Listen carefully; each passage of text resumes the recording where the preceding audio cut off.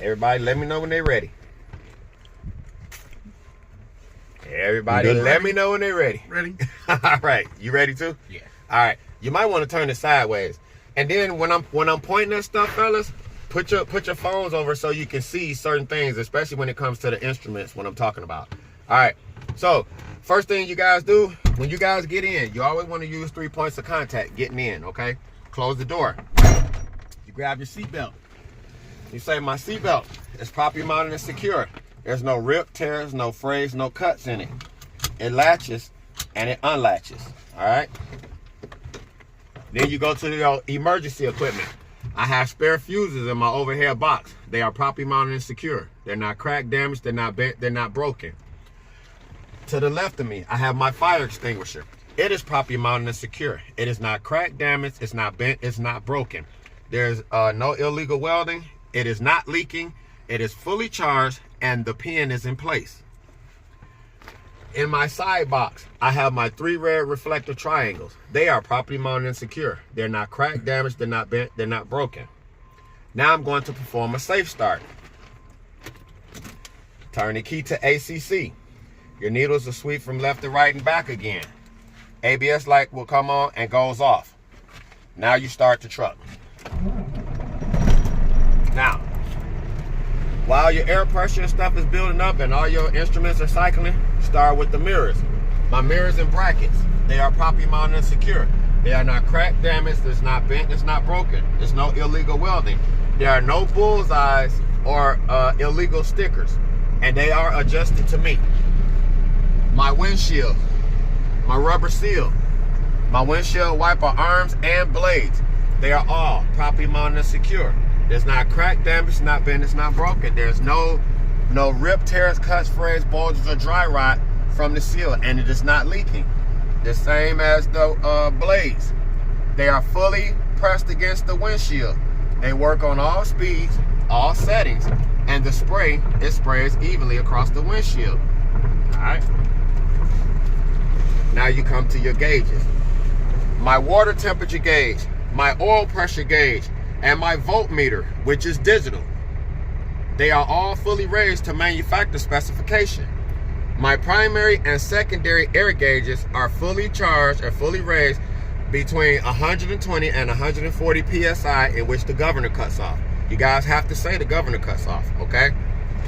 Now, these are my lights. These are my low beams. Click it. These are my high beams. See, the blue light came on. All right, cut it off. My left turn signal. My right turn signal. My 4-way flashers. And this is my dash light. This dim and brightens your light. All right. This is my city horn.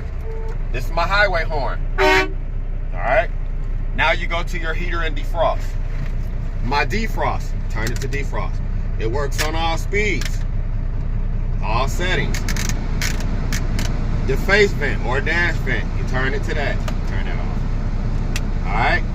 It works on all speeds, all settings. Then you can turn it to the floor. Your floor vents, just put your hand down. It works on all speeds, all settings, right? Now, you let them know. Now I'm going to perform a tug test. I'm going to check my tractor brake by releasing my trailer brake. So you will push in the trailer brake, leave the tractor brake set, put it in a low gear. You'll ease off the clutch, give it a slight tug. All right, that's when you say, my tractor brake is working properly. Now I'm going to check my trailer brake by setting the trailer brake. You pop it out, and you push in the tractor brake, because now you want to check the trailer. You want to give it a slight tug, leaving it in the gear. All right, your trailer brake is working properly. Now you want to check your service brake. By releasing the tractor and trailer brake, you're going to pull forward 3 to 5 feet to make sure the truck does not sway left or right to indicate a brake or suspension problem. Leaving it in the gear. You'll pull forward, push the clutch to the floor, hit the brake. Boom. The truck did not sway left or right to indicate a brake or suspension problem. Now, I'm going to rebuild my air pressure back up between 120 140 PSI governor cutoff to perform a proper leak down. So what you do is, you put it in neutral, you rebuild the air pressure back up between 120 140 PSI governor cutoff, right?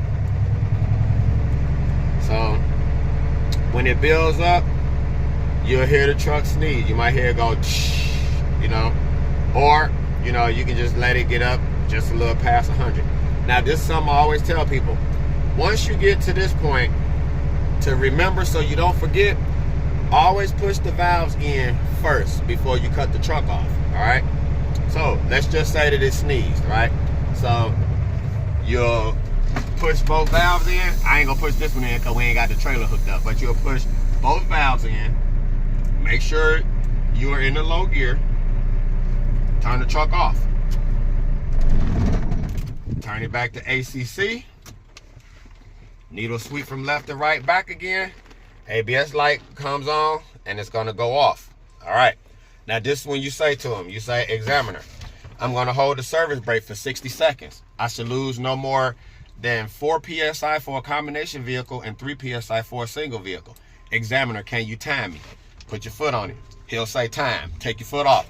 Explain to him, I did not lose no more than 4 PSI for a combination or 3 PSI for a single vehicle. Now you say, now I'm going to fan it down to approximately 55 PSI in which my warning light and or buzzer should come on. So you do this.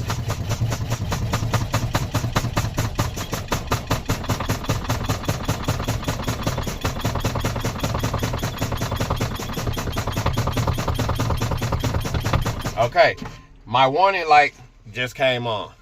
Now I'm going to continue fanning it down to approximately 40 PSI, which both of my valves should pop out. Do not touch these valves. You keep your eye on the valves. You don't touch them. If you touch them, it's going to be an automatic fail.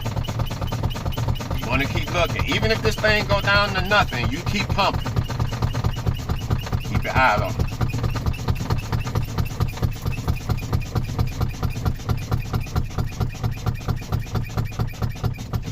Now, see how it's not popping out?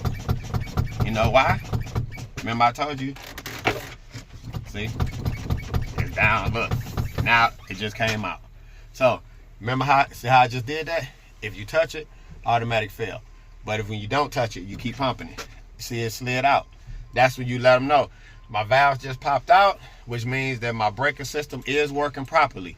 And if I was on the hill, I cut my wheels to the left, I get out, I chalk my wheels. And this will conclude my in-cab inspection. Then you ask him, do you want me to rebuild the air pressure back up between 120 and 140 PSI governor cutoff?